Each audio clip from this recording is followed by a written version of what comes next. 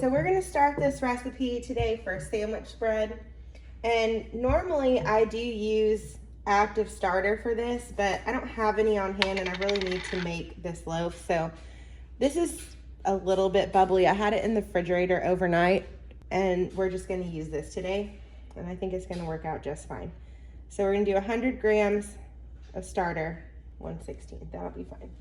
And I'm gonna set this aside because I do need to feed that in a little bit, put the remnants in my discard jar, and we're gonna bake a bunch of other stuff later this week. So I'm gonna zero out my scale. We're gonna do 200 grams of spring water. We're gonna mix this until it becomes a milky consistency. Now we're gonna zero our scale back out. We're gonna do 8 grams of sea salt, or 12, 20 grams of honey, 20 grams of olive oil, and then we're gonna do 400 grams of unbleached flour. So let me give this a mix. Zero our scale. We're gonna do 400. We're a little bit over, but so about 400 grams of bread flour. So let's take this off of the scale.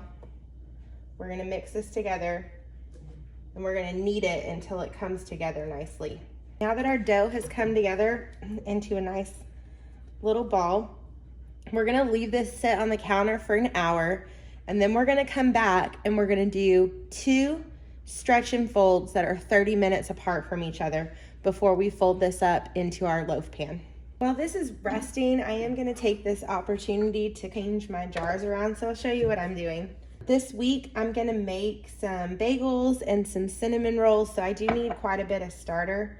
So I'm actually gonna go with still just about 20 grams of my discard. We'll do 25.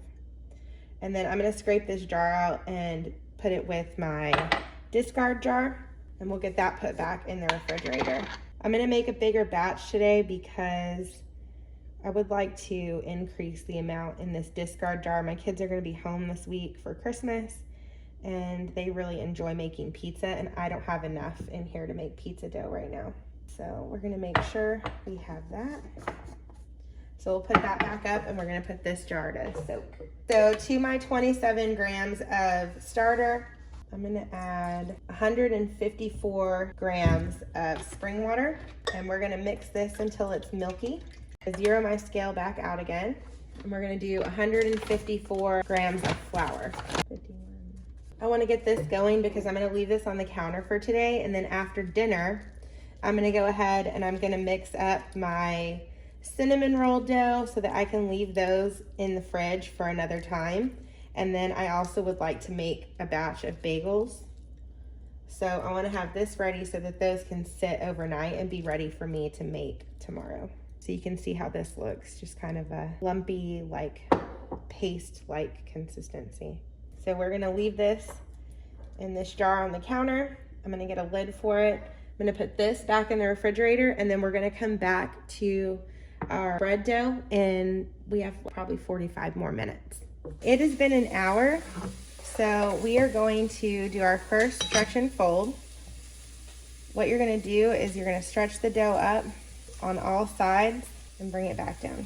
That's gonna sit for 30 more minutes, and then we're gonna come back and do our next set of stretch and fold. We're back 30 minutes later, and we are gonna do our last stretch and fold, and you can see the texture is different from last time. We're gonna let this sit for 30 minutes before we shape it and put it into our greased bread pan. So let me put that back.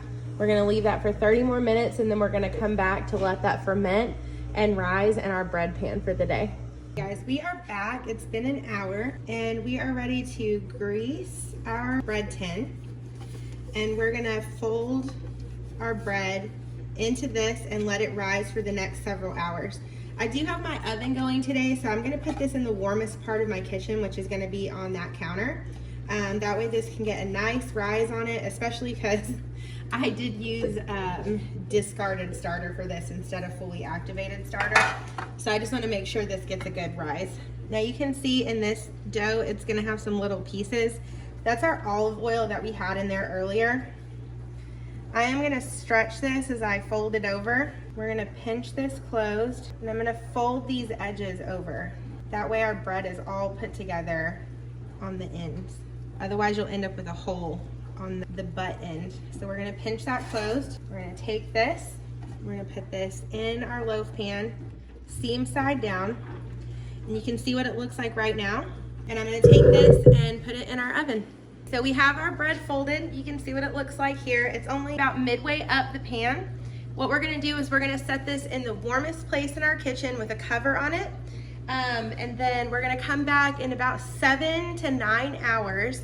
It's gonna be domed up over the top and it'll be ready to go in the oven at 375 for 40 minutes.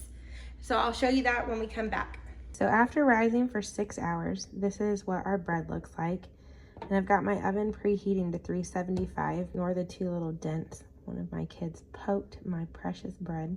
So we're gonna put this in and we're gonna bake it for 40 minutes. All right, it's been actually 2 hours since our bread came out of the oven.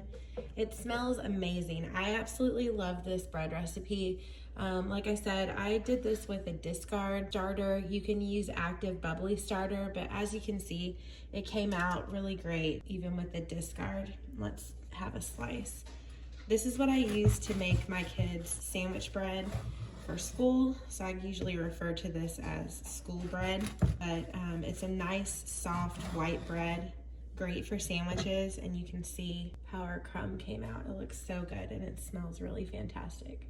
So I hope you guys enjoy this recipe. It's a great one. You can make it in one day. Start to finish, I think altogether this took about 8 hours, and it came out great. So I hope you guys really enjoy this.